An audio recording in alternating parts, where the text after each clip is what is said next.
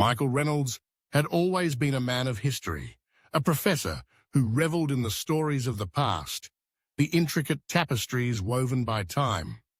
Yet, on a quiet afternoon, as the sun filtered through the dusty attic window of his grandmother Eleanor's home, he felt the weight of history shift beneath him. The air was thick with nostalgia, a bittersweet reminder of the woman who had been his anchor, his confidant, and his greatest supporter. Eleanor had passed just a week prior, her absence leaving a gaping void in his life. As he rummaged through the remnants of her life, he stumbled upon an unmarked box, its surface worn and faded, like the memories it contained. Curiosity piqued, Michael opened it, revealing a vintage VHS camcorder nestled within layers of old blankets.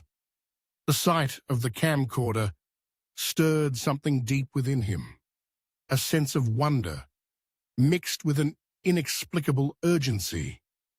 He had grown up in a time when such devices were the pinnacle of technology, capturing moments in a way that felt almost magical. Alongside the camcorder lay several tapes, each labeled in Eleanor's elegant handwriting.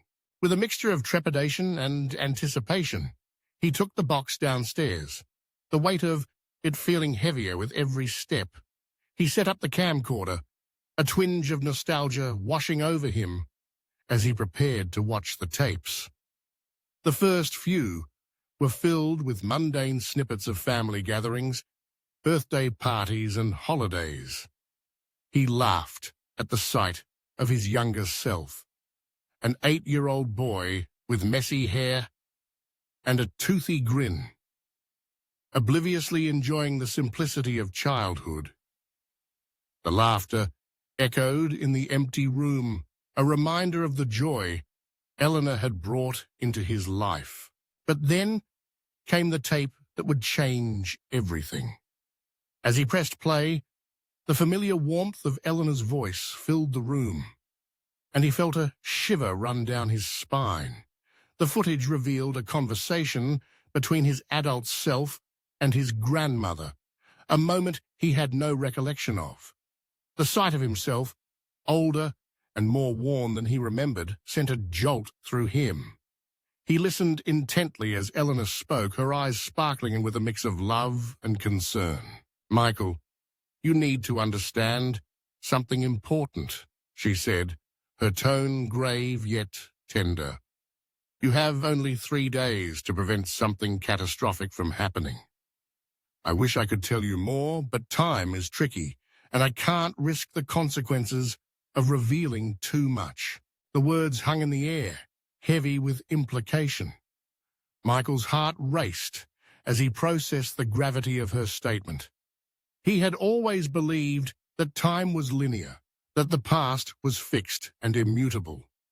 Yet here was evidence that it could be altered, that he had a role to play in preventing a disaster that he had no knowledge of. As the tape continued, Eleanor revealed a letter she had written to him years before, a letter that had slipped through the cracks of time and memory. After the tape ended, he frantically searched through the box until he found the letter, its edges slightly yellowed with age. It spoke of a visit he had made to her, a visit from the future, where he had warned her of an impending disaster linked to a research facility that had been the pride of their small town. Michael's mind raced. He had no recollection of such an event, no memory of traveling back in time to warn his grandmother. Yet here it was, a revelation that shattered his understanding of reality. He felt the weight of responsibility settle on his shoulders. If he had indeed traveled back, then he had to find a way to do it again, to guide Eleanor and prevent whatever disaster was looming.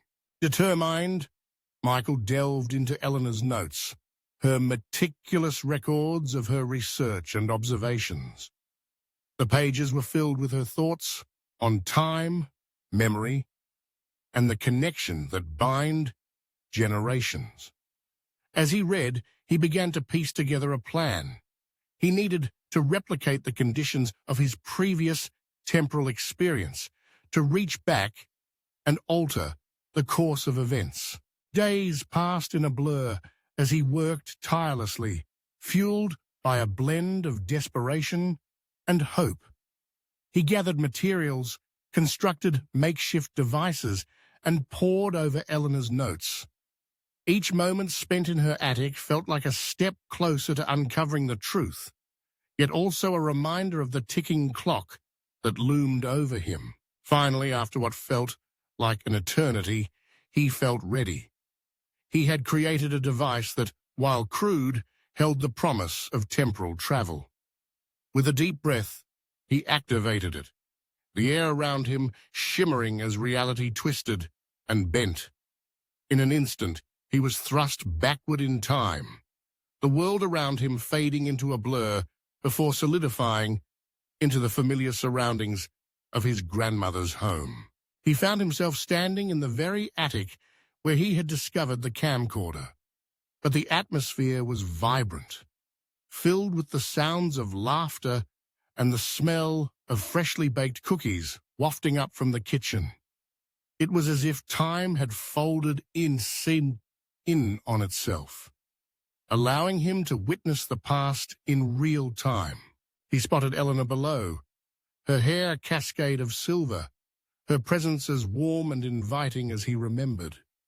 But this time, he was not just a passive observer. He had a mission. He needed to approach her, to warn her of the impending disaster. Michael hesitated, the weight of his task pressing down on him. What if she didn't believe him? What if he altered something that could lead to unforeseen consequences? But the urgency of the situation propelled him forward. He descended the stairs, his heart pounding in his chest, and called out to her, "Eleanor!" She turned, her face lighting up with recognition. "Michael, is that you? What are you doing here?" He stepped closer, the words tumbling out in a rush. "I need to talk to you about something important. It's about the research facility. You have to listen to me."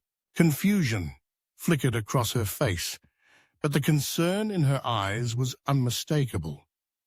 "What do you mean? What's wrong?" He took a deep breath, trying to steady his racing heart. "I know it sounds crazy, but I'm from the future. You warned me about something terrible that's going to happen. You need to take action.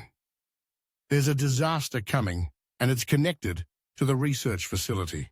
Eleanor studied him, her brow furrowing as she processed his words. "Michael, you're scaring me.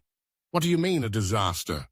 He pressed on, recounting the details he had seen in the tapes, the urgency in her voice that had echoed through time. "You have to trust me. I know it's hard to believe, but we can prevent this together.